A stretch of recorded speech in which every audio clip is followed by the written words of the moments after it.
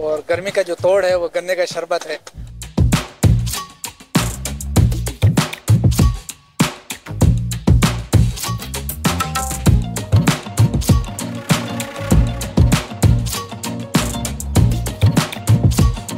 यहाँ गन्ने का जूस पीना है, गर्मी बहुत है, गर्मी से बुरा हाल हुआ हुआ है।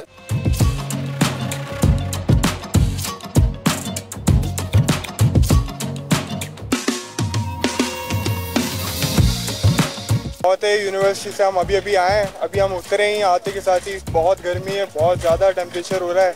ये गन्ने का शरबत हम काफ़ी टाइम से पी रहे हैं। हम जैसे ही पॉइंट से हमारा पॉइंट इधर उतरता है, हम पॉइंट से उतरते ही आते के साथ ही गन्ने का जूस वगैरह पी लेते हैं।